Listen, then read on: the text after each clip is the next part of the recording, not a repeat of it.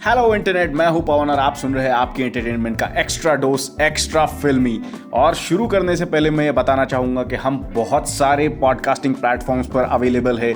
YouTube के सिवाय हम अवेलेबल है एंकर पर, ब्रेकर पर, Google Podcast, Pocket Cast, Radio Public, Spotify और अब हम अवेलेबल है अमेजॉन म्यूजिक पर भी। अमेजॉन म्यूजिक ने भी पॉडकास्ट का सेक्शन शुरू किया है and now we are officially streaming on the Amazon music podcast platform as extra filmy podcast. तो अगर आपको यूट्यूब नहीं शूट कर रहा है, please go and check out extra filmy podcast on almost all podcasting platforms out there.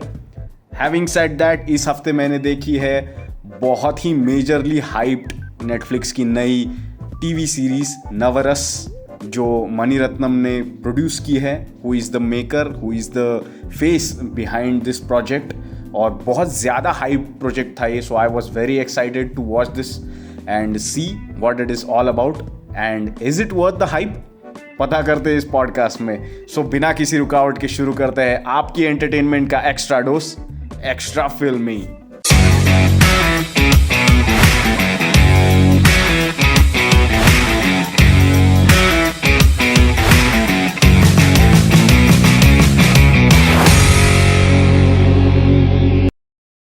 So first of all, जब मुझे इस प्रोजेक्ट के बारे में पता चला, जब मैंने इसका ट्रेलर देखा, तो मुझे ऐसा लगा था कि it was going to be a film basically, कि एंथोलॉजी होगी और कुछ कनेक्टिंग टिश्यू होगा इसके बीच में। लेकिन टर्न्ड आउट कि ये 9 सेपरेट स्टोरीज है। मोस्टली जो नेटफ्लिक्स का आजकल का जो ट्रेंड है, दे मेक एंथोलॉजी फिल्म्स के सेपरेट स्टोरीज लेते हैं and then they put them together and they call it a film. और यहाँ पे तो इन्होंने फिल्म भी नहीं कहा है इसको, they are calling it a TV series. But इसमें like it's not an episodic TV series. हर फिल्म का एक अलग एपिसोड बनाया गया है and I have very mixed feelings about this format. First of all, like मुझे एंथोलॉजी सीरीज़ में, इंडियन एंथोलॉजी सीरीज़ में ये प्रॉब्लम होता है कि they make separate films, like love stories को ले लो या हॉरर स्टोरीज़ या अजीब दास्तान्स।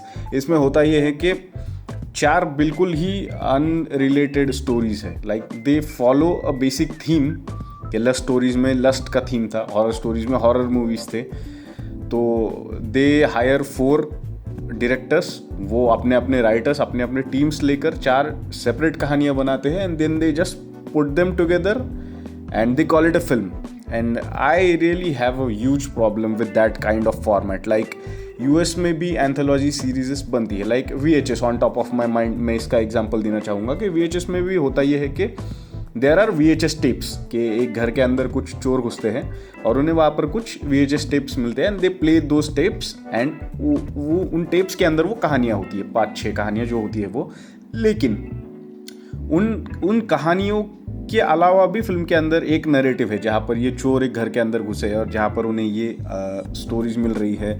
और वो स्टोरीज देखने के बाद फिल्म का अपना खुद का एक स्टोरी लाइन है कि why we are watching the stories. लेकिन इंडियन एंथोलॉजी सीरीज में, स्पेशली नेटफ्लिक्स वालों में, ये तो हो ही नहीं रहा है। They are just putting random stories together and calling it a film, क्योंकि it is cheaper to make.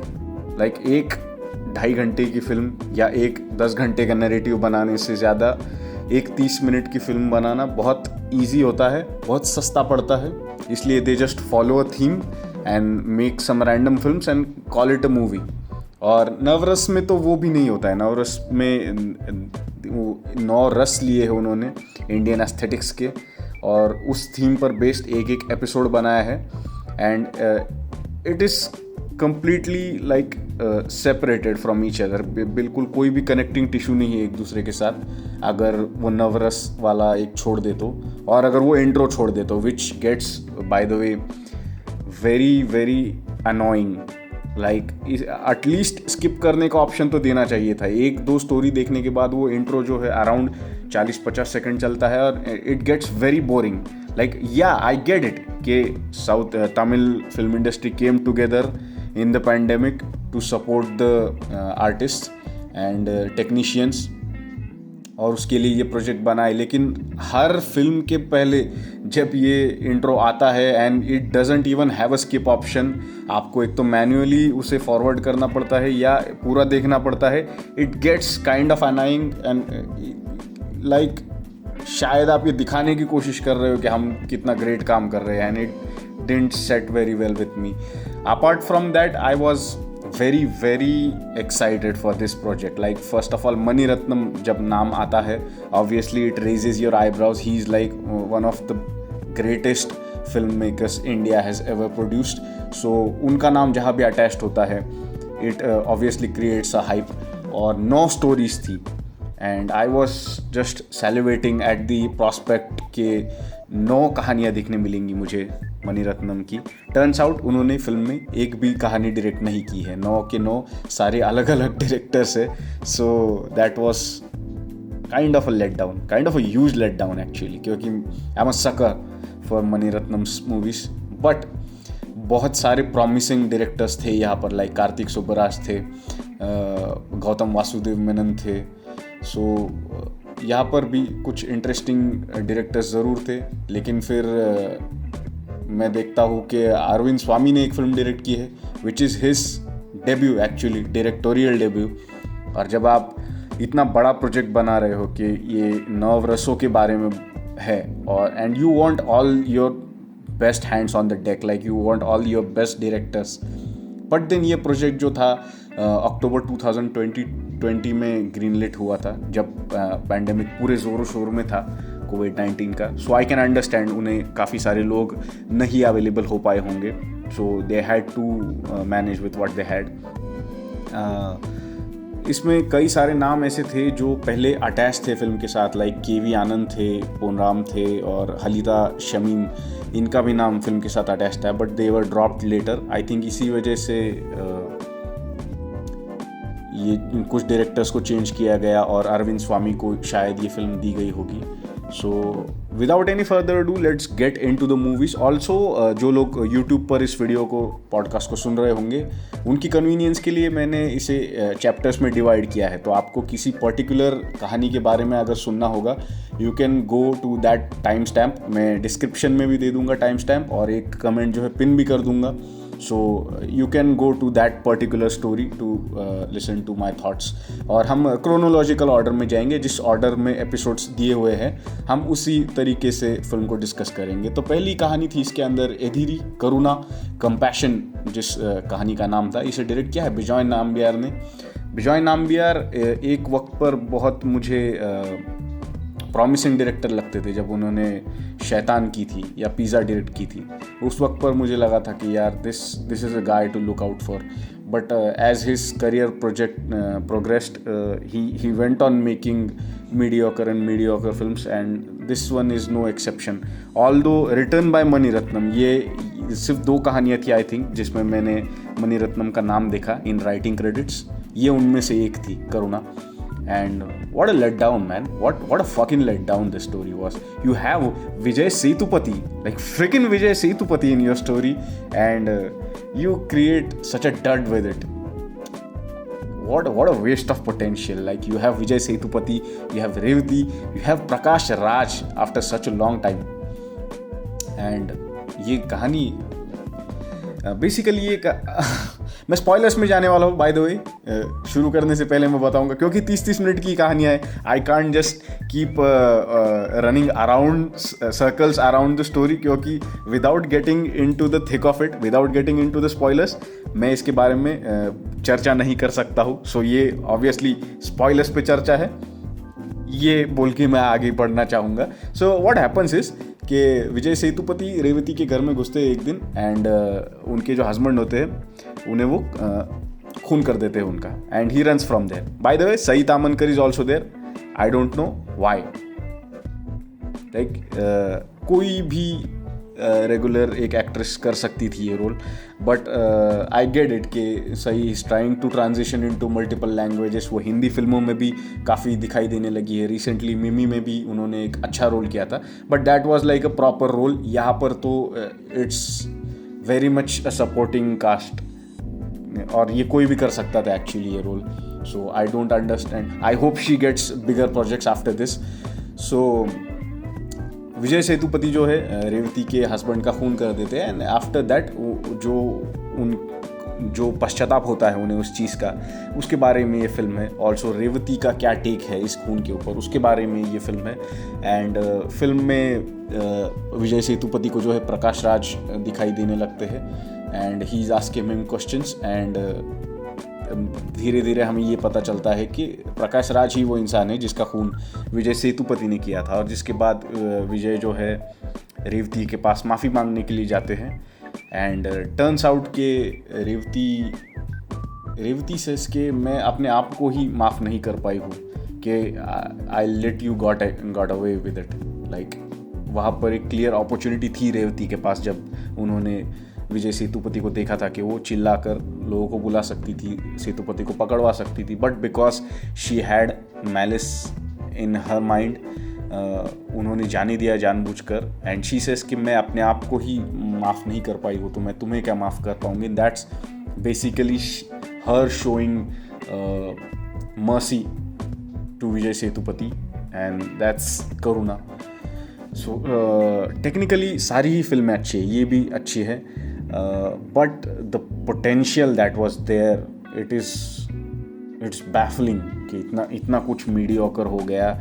और स्पेशली मणिरत्नम ने लिखा है इस फिल्म को, और बहुत सारी कहानियाँ जो हैं इस एंथोलॉजी की, वो देखते वक्त ऐसा लगता है कि these are just glorified short films, कि अच्छी प्रोडक्शन वैल्यू के साथ हम कुछ शॉर्ट फिल्म्स देख रहे हैं, मेजर स्टार्स जिसके अंदर काम कर रहे हैं. वरना ये इस तरह की चीज़ें तो हम यूट्यूब पे भी फ्री में देख सकते हैं. देयर इज़ नो रीज़न कि इन कहानियों को एक मेजर मोशन पिक्चर में होना चाहिए. जस्ट बिकॉज आप पैंडेमिक में काम कर रहे थे और आपके पास कोई एस मटेरियल नहीं था, you put together something hastily in 4-5 months and decided to make a movie on it. और इसे इतने बड़े पैमाने पर प्रमोट किया जाता है नेटफ्लिक्स पर कि देख के हमें लगता है कि बाय गॉड क्या ही देखने को मिलने वाला है. And there is name like Maniratnam attach to it, और बहुत सारे सेलिब्रेटेड डायरेक्टर्स जिस प्रोजेक्ट से अटैच्ड है, वहाँ पर हमें एक्सपेक्टेड रहता है कि कुछ टॉप टियर मटेरियल देखने को मिलेगा. बट मोस्टली कहानियाँ जो है डिसअपॉइंट करती है, और करुणा is probably the biggest disappointment of this series. और इसके साथ शुरू क्यों की नवरस, मुझे ये भी समझ में नहीं आया, क्योंकि किसी भी सीक्वेंस में फिल्में लगाई जा सकती है, कोई राइम और रीज़न नहीं है कि ये फिल्म पहले ही दिखानी चाहिए. इसे कहीं बीच में भी डाल सकते थे वो, क्योंकि देयर आर चांसेस कि ये फिल्म देखकर ऑडियंस लेट डाउन हो जाए और आगे की फिल्में देखे ही ना, ये हो सकता है. बट देन शायद मेकर्स को ऐसा भी लगा हो कि दिस इज़ द वीकेस्ट, तो let's get it out of the way, कि सबसे पहले इसे दिखा देते हैं और धीरे धीरे जो बार है हम प्रोग्रेस करते जाएंगे. ये भी एक थॉट प्रोसेस हो सकती है. बट नॉनदलेस काफ़ी डिसअपॉइंटिंग फिल्म थी ये. अगली फिल्म थी हास्य रस के बारे में, समर ऑफ 92, जिसे डायरेक्ट किया है लेजेंडरी प्रियदर्शन ने. और बहुत टाइम के बाद एक प्रॉपर प्रियदर्शन फिल्म देखने मिली मुझे. लाइक हंगामा 2 मैंने देखी, but I won't call it Priyadarshan film. Like कोई ऐसा उनका वो स्टैम्प नहीं था प्रियदर्शन का उस फिल्म के ऊपर. यहाँ पर वो काइंड ऑफ देखने को मिलता है. योगी बाबू लीड में है यहाँ पर, fantastic actor, loved him in colonel. और यहाँ पे भी कमाल का काम किया उन्होंने. मोस्टली उनका काम कम है, जो उनका यंगर वर्जन जिस एक्टर ने प्ले किया है उसके बारे में ज़्यादा है ये कहानी.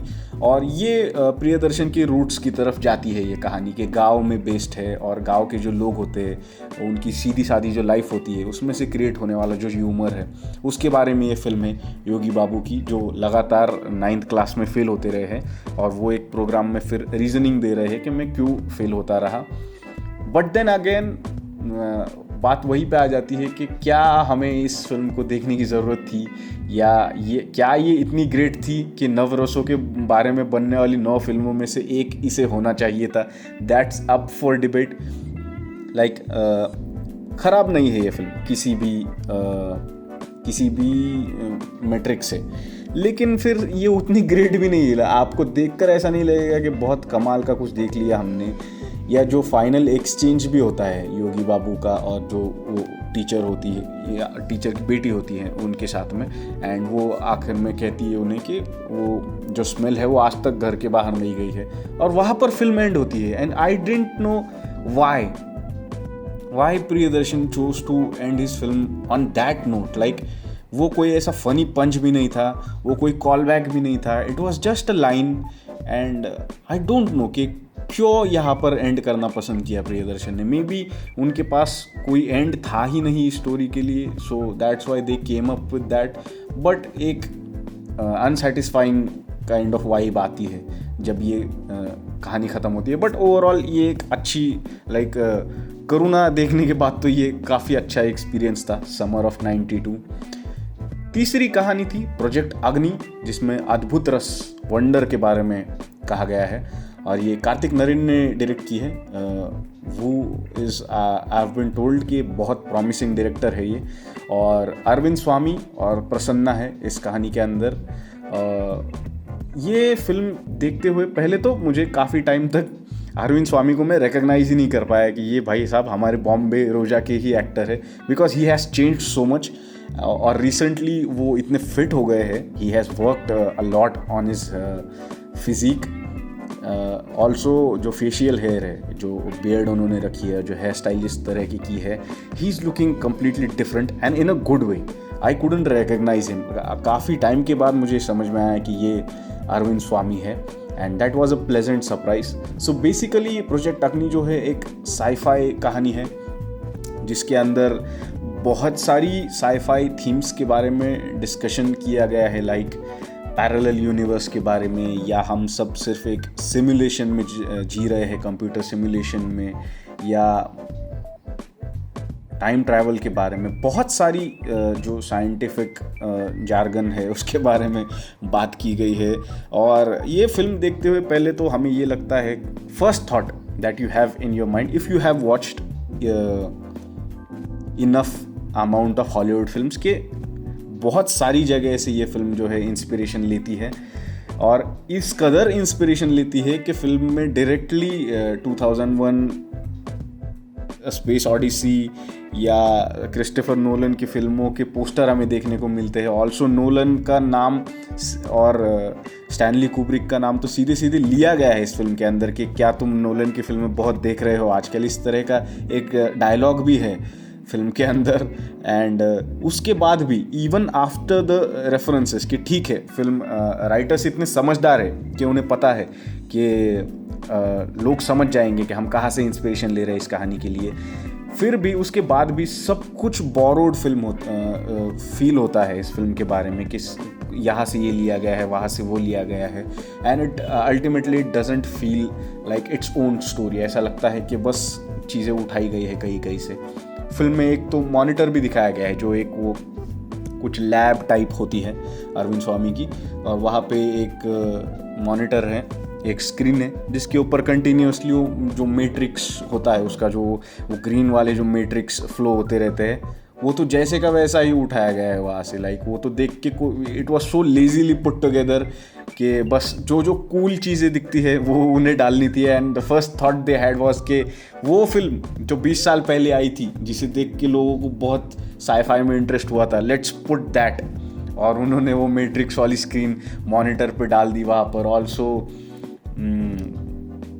जिस तरह की टेक्नोलॉजी यूज़ की, सब कुछ देखा हुआ था. वो ग्रीन वाइल में जो वो लिक्विड दिया गया था, जिसे द गॉड पार्टिकल या ऐसा कुछ कहा गया था, जो कुछ भी साइंटिफिक चीज़ें कही गई थी फिल्म के अंदर, it all felt like stolen और बोरोड. और बिकॉज ऑफ दैट फिल्म बहुत इंटरेस्टिंग थी, लेकिन I could never get into it. But at the same time मैं ऐसा कुछ देखना चाहूँगा, लाइक ये उस तरह की फिल्म थी जिसके ऊपर एक प्रॉपर फीचर फिल्म होनी चाहिए थी. It is that kind of a story.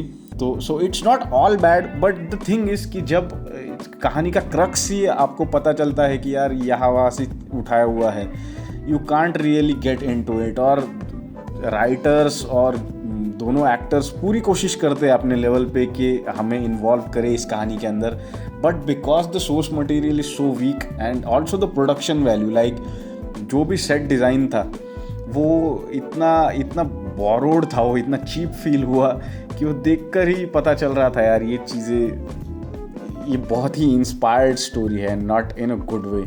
So project अग्नि, इट इज़ वेरी इंटरेस्टिंग और बहुत एस्थेटिकली प्लीजिंग, स्पेशली जो वो सनसेट वाला एक जो शॉट है जो शुरुआत में आता है फिल्म के, दैट्स अमेजिंगली शॉट. बहुत ही प्यारे तरीके से शूट किया है, और जो लाइटिंग भी है इस फिल्म की वो भी मुझे बहुत अच्छी लगी. Technically film is very sound और बहुत इंटरेस्टिंग भी है फिल्म का टॉपिक. बट मैं एक्सपेक्ट करूँगा आगे के कुछ और ओरिजिनल स्टोरीज लाई जाए कि जिसमें हमें ऐसा नहीं लगे कि चीज़ें उठाई गई है बहुत सारी जगहों से. Next story was Payasam. बिभत्स रस के बारे में थी ये फिल्म, और इस फिल्म में ये मुझे बहुत इंटरेस्टिंग लगी ये फिल्म. जिसमें जो एक्टर है इसके अंदर, आई गेस डेली गणेश नाम है उनका, लेट मी चेक बिकॉज मुझे एकदम कुछ गलत, हाँ I think that's his name, daily Ganesh. और होता क्या है इस फिल्म के बीच में कि एक बूढ़े आदमी हैं जिनका आई डोंट थिंक फिल्म में नाम है उन्हें सब लोग सुब्बू के चाचा ही कहा करते हैं. और उनके घर में एक शादी हो रही है, उनका जो नेफ्यू है सुब्बू, उसकी बेटी की शादी हो रही है. And it's all about this old man's resentment towards his nephew, कि किस तरह से उसकी लाइफ में सब अच्छा होता गया है और कैसे उसकी 7 बेटियां थी, फिर भी उसे कभी भी उनकी बेटियों की शादी करने में कोई प्रॉब्लम नहीं आई. और इस बूढ़े इंसान की जो है एक ही बेटी थी, और उन्होंने समहाउ किसी तरह से उसकी शादी करवाई थी. बहुत मुश्किलें आई उन्हें, और उसके बाद भी सिर्फ शादी के 92 दिनों के बाद कॉलरा की वजह से जो है उसके पति की मौत हो जाती है. एंड तब से ही has grown very cynical. Also उनकी बीवी जो है, he is having conversations with her throughout the film, and turns out कि she is dead. He is just imagining these conversations with her. और ये चीज़ जो है प्रकाश राज वाली स्टोरी में भी थी, करुणा में पहली जो स्टोरी थी, इस स्टोरी में भी वैसा ही है कि एक डेड कैरेक्टर है जिससे आपका लीड कैरेक्टर बात कर रहा है. तो ये एक चीज़ मुझे खटकी, like it doesn't make world of a difference, कि कोई फ़र्क नहीं पड़ता, 2 सिमिलर एलिमेंट्स है एक कहानी के अंदर. बट देन जब आप एक प्रोजेक्ट बना रहे हो जिसमें एंथोलॉजीज है, अलग अलग तरह की कहानियाँ हैं, बेसिक केयर ये ली जानी चाहिए कि किसी कहानी में कोई एलिमेंट्स रिपीट नहीं हो रहे हैं, कोई सिमिलर चीज़ें नहीं हो रही हैं.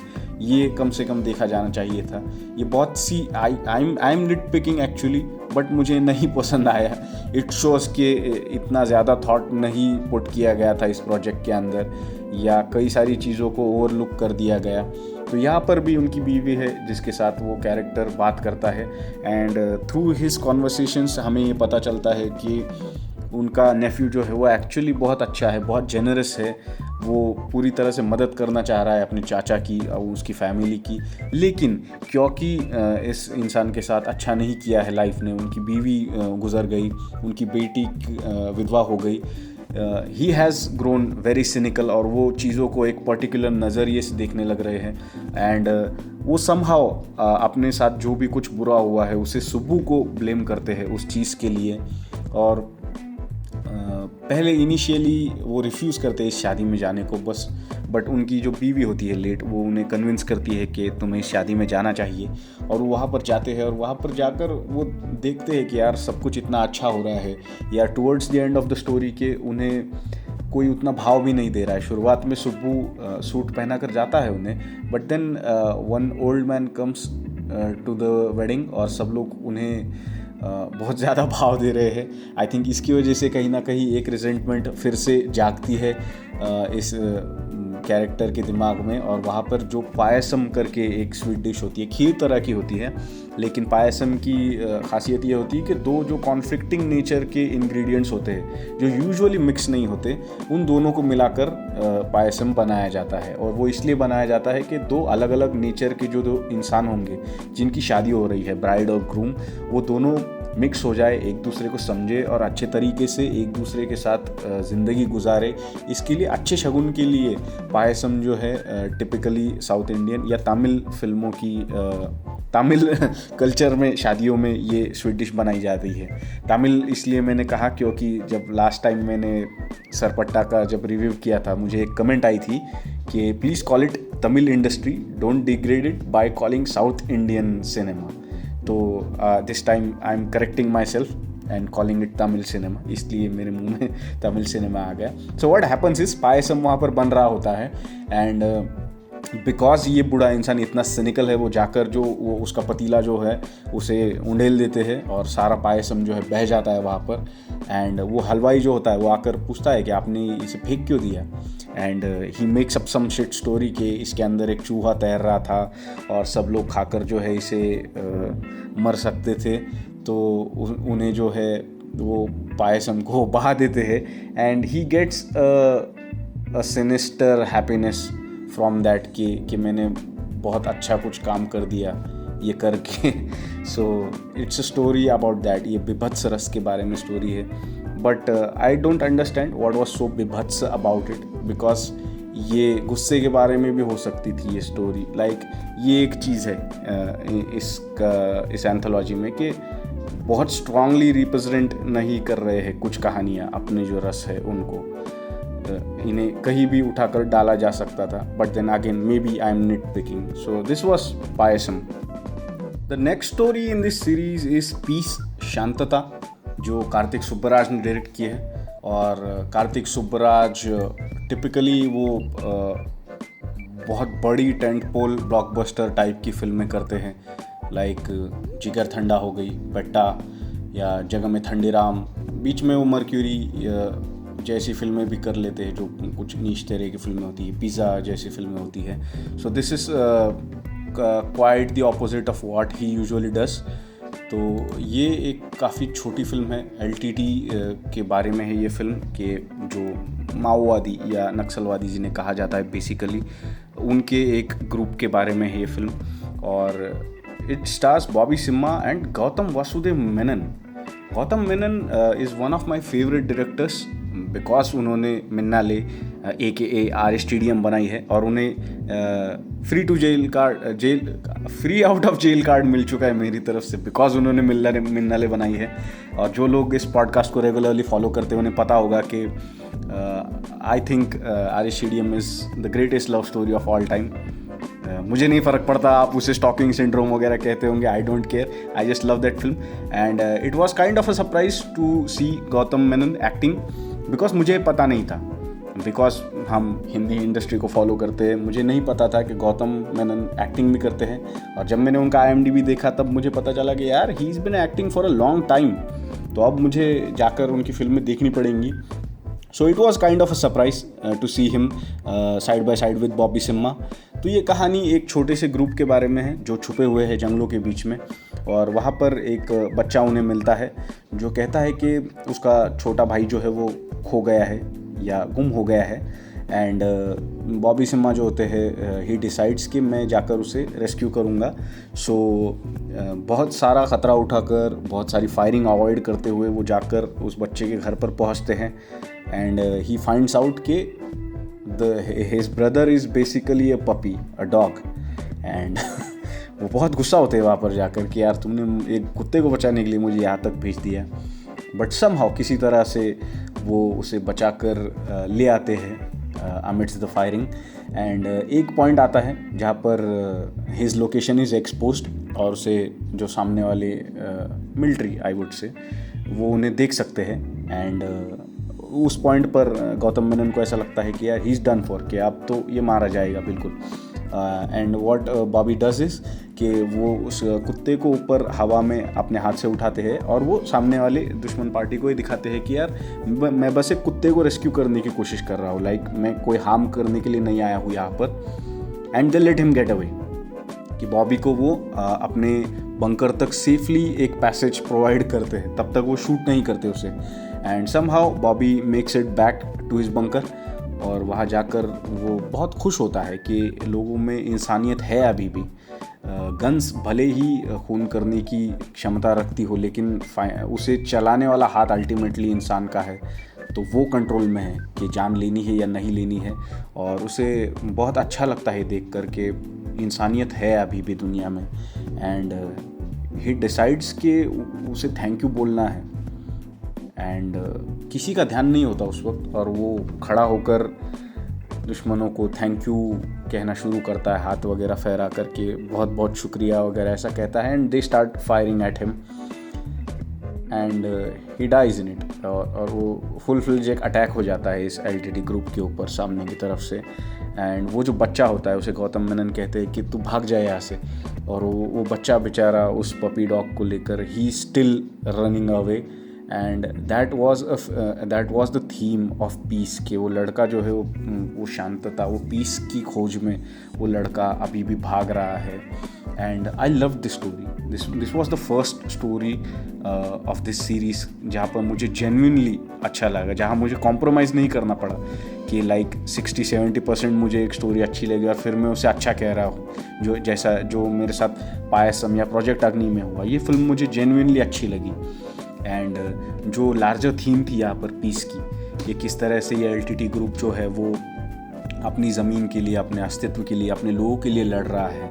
एंड अमिड्स दैट वहाँ पर जो एक वो एक यूनिक मोमेंट क्रिएट होता है जहाँ पर the enemy let's him get away, कि बॉबी सिम्हा को वो लोग जाने देते हैं, और किस तरह से एक चेंज ऑफ हार्ट होता है उसके दिल में, और वो उनका शुक्रिया अदा करने की कोशिश करता है। एंड देन जो ह्यूमन नेचर है वो वापस आ जाता है कि they decide to kill him and do a full fledge attack, और जिस तरह से वो बच्चा भागता है वहाँ से, that's a pretty unsettling theme, unsettling visual I would से।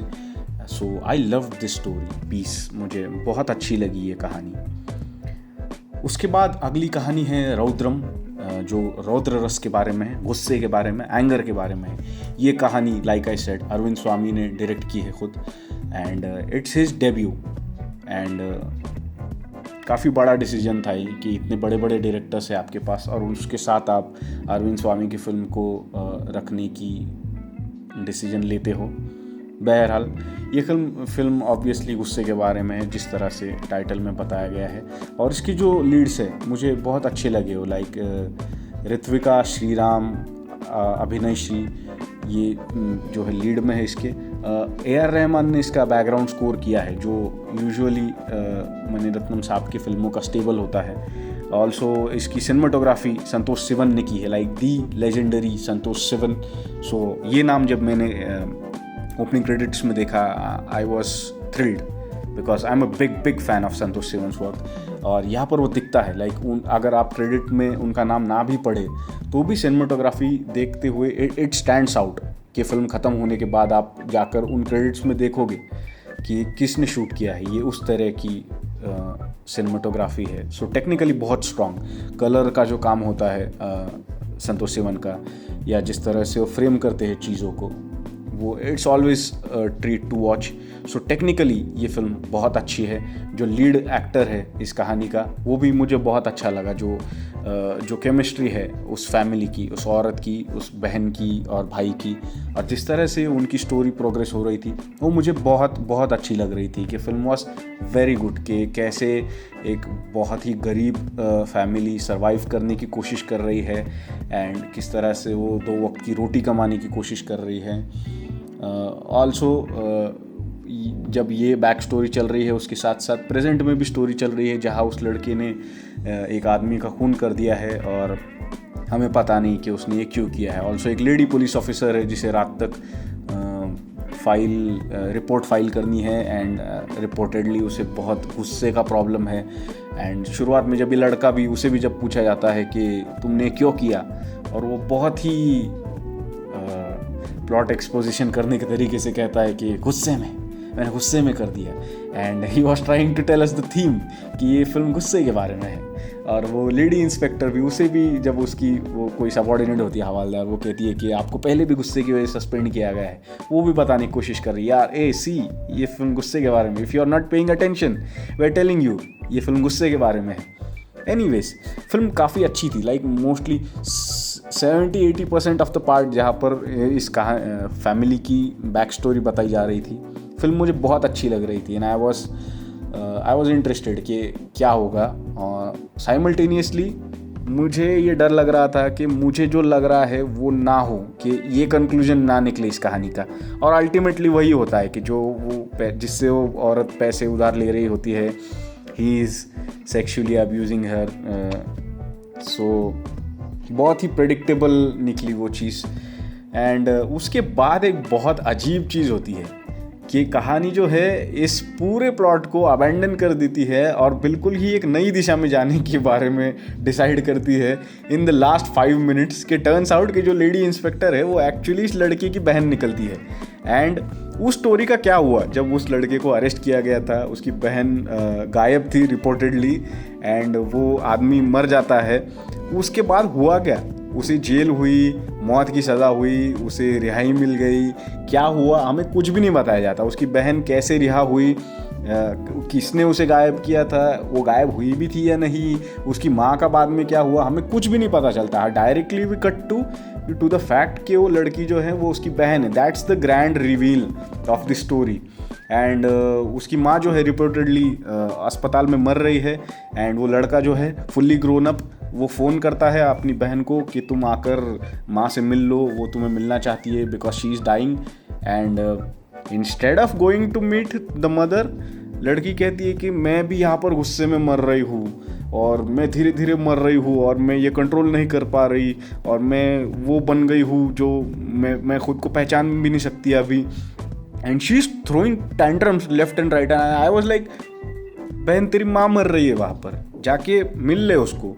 बट नहीं, ये अपने नखरे दिखा रही है। ये ये वो लोग होते हैं ना कि आप उन पर गुस्सा होते हो, एंड बिफोर आप जाकर उन्हें बोल सको कि मैं तुम पर गुस्सा हूँ, वो सामने वाला आदमी हमें बताने लगता है कि मैं तुम पर गुस्सा हूँ, तुम क्या मुझे बताओगे। It was that kind of reveal. और इतना बेवकूफ़ाना लगी मुझे ये चीज़ कि मुझे एक दोस्त को पूछना पड़ा कि मैंने कुछ मिस कर दिया है कि इस कहानी में, कि उन्होंने लिटरली अपना सारा जो प्लॉट उन्होंने 20-25 मिनट तक डेवलप किया था उसे वो अबैंडन करके वो कुछ अलग ही डायरेक्शन में निकल गए बाद में। And my friend was like, मेरी भी समझ में नहीं आया। And this thread continued through out the night कि कल हम सब काफ़ी लोग, हमारा जो दोस्तों का एक ग्रुप है, हम सब लोग साथ में ये फिल्म देख रहे थे। अलग अलग स्टोरीज देख रहे थे लोग, क्योंकि कोई कनेक्टिंग टिश्यू तो है नहीं, कोई फ़र्क नहीं पड़ता कि कौन सी फिल्म हम कब देख रहे हैं। तो कोई पहली फिल्म देख रहा है, कोई तीसरी फिल्म देख रहा है, किसी ने डायरेक्ट छठी फिल्म देख ली रौद्र, और उसने मैसेज कर दिया कि यार मुझे स्टोरी बिल्कुल पसंद नहीं आई। तो इस तरह की चीज़ें हो रही थी और मोस्टली नेगेटिव आया रिस्पॉन्स सारे दोस्तों से। तो ये इतना कुछ कमाल नहीं कर पाई है ये सीरीज़ बेसिकली। तो इसके बाद अगली फिल्म थी इनमई, भयानक, फियर, और ये डायरेक्ट की है रतिंद्रन प्रसाद ने, जिनके बारे में मुझे कोई भी इन्फॉर्मेशन नहीं है। विकिपीडिया पर भी इनका हाइपर लिंक नहीं है, सो मुझे नहीं पता इन्होंने इनके पहले क्या काम किया है। तो इस कहानी में सिद्धार्थ और पार्वती है, एंड बहुत ही इंटरेस्टिंग स्टोरी लगी मुझे। ये बेसिकली एक हॉरर फिल्म है, जिन के बारे में है, मुस्लिम माइथोलॉजी जो होती है उसके बारे में है। और ये मैंने मेरे परी के रिव्यू में भी कहा था कि मुझे बहुत पसंद है मुस्लिम माइथोलॉजी, क्योंकि it is less explored. Hindi में, क्रिश्चियनिटी में बहुत सारी फिल्में बन चुकी है हॉरर की, एक्सॉर्सिज्म के बारे में या जो भी मिथक होते हैं उनके बारे में, लेकिन इस्लाम के बारे में उतनी ज़्यादा कहानियाँ नहीं देखने को मिली है। तो it is always a joy जब एक कहानी मुस्लिम माइथोलॉजी में एक्सप्लोर करने की कोशिश करती है। तो यहाँ पर भी एक पार्वती का जो कैरेक्टर है वो एक she is a gold digger basically, और उन्होंने कई सारे एल्डरली या अमीर मर्दों के साथ रिलेशनशिप रखते रखते एक अपना स्टेटस कायम किया है और वो काफ़ी अमीर बन चुकी है। एंड एक दिन जो है उनके घर पे एक आदमी आता है जो कैलीग्राफी वगैरह की बातें करता है, and they get interested in each other, कुछ कनेक्शन क्रिएट होता है उनके अंदर। एंड टर्न्स आउट कि वो इंसान जो है वो जिन है, क्योंकि जब अपने एक पति को मारने के लिए पार्वती ने जिन की मदद ली थी, उस मौलाना ने कहा था कि अगर तुम मुझसे झूठ बोल रहे हो तो ये जिन जो है तुमसे बदला लेने के लिए एक दिन ज़रूर आएगा। एंड श्योरली कुछ सालों बाद सिद्धार्थ जो है उसके दरवाजे पर जाके पहुंचते हैं और उसे वो सारी चीज़ें बताते हैं जो उसने कही हुई होती है। And in a fit of rage Parvathi ends up killing herself.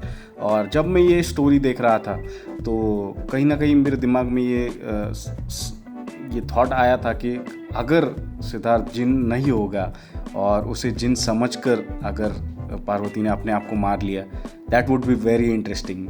क्योंकि सिद्धार्थ ने अब तक ये कहा नहीं है कि वो खुद जिन है। ये सारी चीज़ें जो है फ्लैशबैक के थ्रू हमें ये इन्फॉर्मेशन पता चल रही है, and Parvati is putting the pieces together. उसे ये लग रहा है कि ये आदमी वो है जो मुझे मारने आया है जिन बनकर, क्योंकि उसे उस मौलाना ने ये चेतावनी दी थी कि एक दिन जिन आएगा और तुम्हें मारेगा, and she ends up killing herself, and that exact twist happens, and that was fantastic कि सिद्धार्थ रिवील्स के तुम मुझे जिन समझ रही थी, and in the end he explains everything कि किस तरह से क्या क्या हुआ था, and he is not the जिन, he is actually the son of the old man that she murdered, और वो अपने बाप का बदला लेने के लिए वहाँ पे आया था। सो that was interesting, very very clever writing, और मुझे बहुत अच्छा लगा ये फिल्म देखकर। सिद्धार्थ का एक ही चीज़ मुझे बुरी लगी कि सिद्धार्थ को डब करने देना चाहिए था हिंदी, क्योंकि ही कैन स्पीक हिंदी। हमने देखा है रंग दे बसंती जैसी फिल्मों में, और भी उसने एक दो फिल्में जो की थी हिंदी में, कि he can talk in Hindi. तो मुझे सिद्धार्थ की आवाज़ में सुनना अच्छा लगता ये डायलॉग्स, लेकिन डबिंग का काम जो है टॉप नॉच हुआ है सारी ही कहानियों में। डबिंग बहुत अच्छे तरीके से की है। आई थिंक सई तामनकर का भी आवाज़ डब कर दिया है उन्होंने। सो एक दो चीज़ें ऐसी थी कि अगर आप इसे मल्टीपल लैंग्वेजेस में अगर रिलीज़ कर रहे हो तो शायद उन एक्टर्स को खुद डब करने देना चाहिए था, बट आई थिंक उनके पास इतना वक्त नहीं था इस चीज़ के लिए, तो उन्होंने बस एक डबिंग एजेंसी को ये प्रोजेक्ट शायद दे दिया होगा, एंड उन्हें करने दी होगी ये डबिंग सारी। Next film was, I don't know if I can pronounce this right, but it is called Thuninthapin Veera beyond courage, ऐसा कुछ ये था उसका। और ये एस अर्जुन ने ये फिल्म डायरेक्ट की है। एस अर्जुन या सार्जुन, आई डोंट नो, बट ये भी एक इंटरेस्टिंग डायरेक्टर है। कत्थी डायरेक्ट की थी इन्होंने, जो मुझे काफ़ी पसंद है फिल्म, और ये कहानी मुझे बहुत अच्छी लगी, बहुत प्रेडिक्टेबल आई वुड से, बट मुझे बहुत अच्छी लगी। बेसिकली ये फिल्म अगेन मिलिटेंट्स और जो नक्सलवादी होते हैं उनके और मिलिट्री की जो भिड़ंत होती है उनके बारे में है। एक औरत है जिसका पति गायब हो चुका है, गुमशुदा है, और वो उसे ढूंढने के लिए रोज़ पुलिस स्टेशन में आती है। पहले मुझे पता नहीं था कि ये एक्चुअली आई किसके लिए है, या ये एक नक्सलवादी के लिए आई है या एक मिलिट्री पर्सनल के लिए आई है। सो कहानी जिस तरह से प्रोग्रेस होती है कि वेत्री करके एक सोल्जर है जो एक एम्बुश करने के लिए जाते हैं जंगल में, और उन पर ही अटैक हो जाता है नक्सलवादियों का, एंड उसमें उनके सारे ऑफिसर्स जो है मारे जाते हैं, एंड एक नक्सलवादी जो है जिसे गोली मारने में कामयाब हो जाता है वेत्री, वो बुरी तरह से घायल है, और वेत्री उसे एक जीप के थ्रू लेकर आ रहा है शहर में, and he is in a danger of dying. जो सरदार होता है उनका मिलिटेंट्स का, जिसे इन्होंने पकड़ा है, वो मर सकता है। तो he is talking to Vetri, and तो उनकी जो कॉन्वर्सेशन होती है बेसिकली उसके बारे में ये कहानी है। और ये कॉन्वर्सेशन काफ़ी स्टैंडर्ड थी अथर्व और किशोर के बीच में जो होती है, कि वो जानबूझकर इसका फैमिली बैकग्राउंड पता करने की कोशिश कर रहा है सोल्जर का, एंड सोल्जर जो है थोड़ा अपटाइट है, उसे इन्फॉर्मेशन देना नहीं चाहता या रिलक्टेंट है बात करने के लिए, बट स्लोली किशोर जो है धीरे धीरे अपनी बातें उन्हें बताने लगता है। एंड आई वाज लाइक अरे यार ये तो बहुत ही टिपिकल हो रहा है कि at the end it will turn out कि जो मिलिट्री वाला था वो जाकर मिल गया नक्सलवादियों से, क्योंकि इस तरह की कहानियाँ हम चक्रव्यूह जैसी फिल्मों में देख चुके हैं हिंदी में। तो I was kind of reluctant कि यार ये उस डायरेक्शन में नहीं जानी चाहिए। बाय द वे ये फिल्म मणिरत्नम साहब ने लिखी है, तो मणिरत्नम को आतंकवाद के सब्जेक्ट पर बात करना बहुत पसंद है, एंड आई वॉज क्यूरियस कि 30-35 मिनट के फॉर्मेट में मणिरत्नम क्या कहने की कोशिश करेंगे अपनी कहानी के थ्रू। और एक्टर्स जो है ऑल राइट है। अथर्व मुझे इतना कन्विंसिंग नहीं लगा, किशोर भी he was fine, wasn't bad by any stretch, but it was kind of an all right performance by both of them. तो होता ये है कि धीरे धीरे शहर में जब ये लोग पहुंचते हैं काफ़ी सारी अड़चनें आती हैं उन्हें, लेकिन अथर्व जो है वेत्री का कैरेक्टर वो उस मिलिटेंट को लेकर गांव में आ जाता है एक हॉस्पिटल में, एंड वहाँ से द मिलिटेंट एस्केप्स, नक्सलवादी जो है वहाँ से भाग जाता है, एंड जो सोल्जर होता है ही हेजिटेट्स टू फायर हिम, और वो पीछा करते करते इस नक्सलवादी के पीछे जंगल में चला जाता है, एंड नक्सलवादी उसे कहता है कि तुम नहीं मार पाओगे मुझे क्योंकि तुम्हारे अंदर वो हिम्मत नहीं है। एंड उसका पीछा करते वक्त वेत्री का कैरेक्टर एक लाइन कहता है कि जब तक मैं तुम्हें मार नहीं दूंगा तब तक मैं तुम्हारा पीछा नहीं छोड़ूंगा, and he runs off after him in the jungle, and उसकी वजह से वो कैरेक्टर जो है वो गायब हो चुका है। ऐसा कुछ नहीं है कि वो मरा भी नहीं है, वो मिलिटेंट्स के साथ मिला भी नहीं है जाकर, लेकिन वो उसका अब तक पीछा कर रहा है, एंड दैट वाज वीर रस। ये करेज के बारे में, शौर्य के बारे में एक कहानी थी, बट इतनी कन्विंसिंग नहीं थी। थॉट मुझे बहुत इंटरेस्टिंग लगा कहानी का, जो वो कहने की कोशिश कर रही थी। ऑल्सो जो जर्नी थी दोनों कैरेक्टर्स की जीप में, वो भी मुझे काफ़ी इंटरेस्टिंग लगी। ऑल्दो ये सब बहुत देखा जा चुका है पहले कि किस तरह से एक विलन जो है मैनिपुलेट करने की कोशिश करता है हीरो को, ये सारा हम पहले भी देख चुके हैं काफ़ी बार, बट वो काफ़ी इंटरेस्टिंग लगा मुझे। बट जब वो आखिर में चेस होती है कि एक तो पहले तो कभी वो नक्सलवादी जो है वो एकदम मरने की हालत में, कभी वो एकदम फ्रेश दिख रहा है, तो उसकी खुद की कंसिस्टेंसी नहीं है कहानी में कि वो एक्चुअली किस स्टेट में है। शायद वो डिसीव कर रहा है कि बहुत कमज़ोर दिखने की कोशिश कर रहा है जानबूझ के कुछ सीन्स में, और कभी कभी वो एकदम ही फ्रेश दिख रहा है। फिर वो इतना बड़ा वो जीप का स्टीयरिंग है, वो कैसे उसने तोड़ दिया, ठीक है शायद जंगलों में रहता है वो, ही हैज़ इनह्यूमन पावर, तो उसने कर लिया वो। उसके बाद वो हॉस्पिटल में जाकर छुप जाता है कहीं पे, maybe the locals are helping him, जो डॉक्टर्स का जो स्टाफ वगैरह है वो मदद कर रहा है उसकी, शायद ऐसा था। बट उसके बाद समहाउ एक जीप आ जाती है उसे बचाने के लिए, और जब वो आमने सामने भी होते हैं, जब वेत्री का कैरेक्टर उसके सामने आए, he has pulled a gun on him, कि वेत्री के हाथ में गन है और वो आंखें बंद करके निशाना लगाता है, and in that split second, ठीक है समझो 10 सेकंड ले लिया उसने गोली चलाने के लिए, उतने में वो मिलिटेंट वहाँ से भाग गया, नीचे उसके लिए एक एस्कॉर्ट जीप भी आ गई और वो लोग भाग गए उसमें।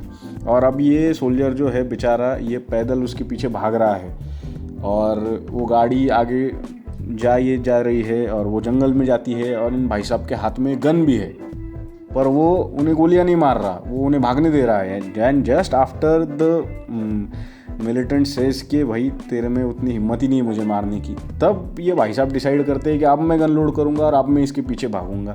तो ये तो मुझे पहली बात तो ये गलत रिप्रेजेंटेशन किया है इंडियन आर्मी का, ऐसा लगा कि एक विदाउट स्पाइन काइंड ऑफ एक कैरेक्टर दिखाया है उन्होंने इंडियन आर्मी का, और जिस तरह के डिसीजंस वो लेता है दैट wasn't very clever, और it's not a good look for the Indian army. I understand the thought process कि वो इतना ब्रेव है कि वो अनजान जंगल में उसके पीछे चला जाता है, बट उसके पहले की जो जर्नी है, जिस तरह से वो कैरेक्टर बिल्ड किया है, वो मुझे इतना पसंद नहीं आया। सो दैट वाज वीर रस।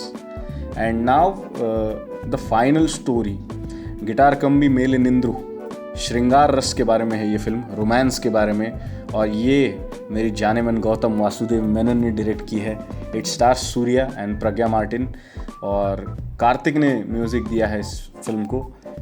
आई जस्ट लव दिस फिल्म। जब शुरुआत में ड्यूरेशन देखी मैंने 48 मिनट्स की, आई वॉज लाइक यार ये बहुत लंबा होने वाला है, बट देन जब फिल्म स्टार्ट हुई तब गौतम मेनन का जादू जो है वो स्क्रीन पर दिखाई देने लगा। इस इंसान में इतना कमाल का सेंस है म्यूज़िक का, और जिस तरह से वो दो अनजान लोगों के बीच में एक केमिस्ट्री क्रिएट करते हैं, एक रोमांस क्रिएट करते हैं, दैट्स जस्ट अमेजिंग। वो एक ऐसी कमाल की क्वालिटी है जो गौतम मेनन को एक रेयर डायरेक्टर बनाती है, और यहाँ पे भी वो दिखता है सूर्या और प्रज्ञा के बीच में जिस तरह से वो एक केमिस्ट्री क्रिएट करते हैं।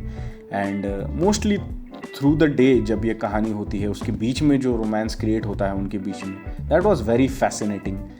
मुझे बहुत पसंद आया। जब मैं शुरुआत हुई इस कहानी की और सूर्या को एक रॉक स्टार के रोल में देखा, बेसिकली आई वाज अनकन्विंस्ड कि Suriya looks very old to play this role, जब वो परफॉर्म वगैरह कर रहे ग्रुप के सामने। But as the story progressed सब ठीक हो गया एंड सूर्या और प्रज्ञा की जो केमिस्ट्री है, जो एक्टिंग है दोनों की, वो मुझे बहुत ही कमाल की लगी। ऑल्सो जो म्यूज़िक है कार्तिक का, 3-4 गाने हैं आई थिंक इस स्टोरी के अंदर, सभी गाने मुझे बहुत अच्छे लगे। और जिस तरह से उस रोमांस को प्रोजेक्ट किया है गौतम मेनन ने स्क्रीन पे, इट्स जस्ट मैजिकल। मुझे बहुत बहुत कमाल की लगी ये फिल्म। और ये नवरस का मास्टर स्ट्रोक था कि उन्होंने इस फिल्म को आखिर में रखा, बिकॉज दे न्यू कि सबसे स्ट्रॉन्गेस्ट स्टोरी ये है and you always want to end on a high, and they went with this story. I loved it. So Suriya और प्रज्ञा की जो परफॉर्मेंसेस है दोनों की बहुत ही अच्छी है। गौतम मेनन ने जो लिखा है, जो डायरेक्ट किया है, बहुत कमाल का है। ऑल्सो कार्तिक का म्यूज़िक जो है वो भी अमेजिंग है। ज़्यादा कुछ मैं बोल नहीं सकता इस फिल्म के बारे में, because it's a very simple story but told very elegantly, very magically.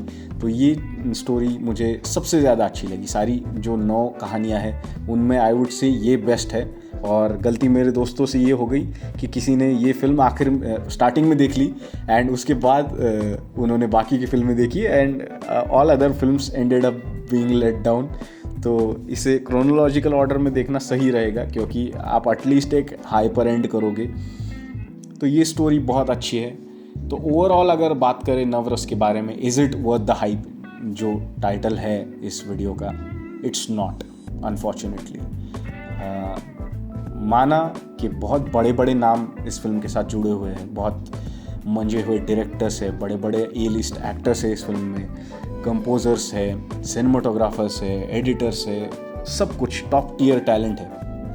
But somehow the intent was there कि जो टेक्नीशियंस है उन्हें काम नहीं था पैंडेमिक में, और उन्हें हेल्प आउट करने के लिए मणिरत्नम ने ये प्रोजेक्ट क्रिएट किया था एंड उसके थ्रू उन्हें फंड रेज करना था फेफसी के थ्रू, के जो film employees federation of south India थी, उन्हें मदद करने के लिए ये प्रोजेक्ट बनाया गया।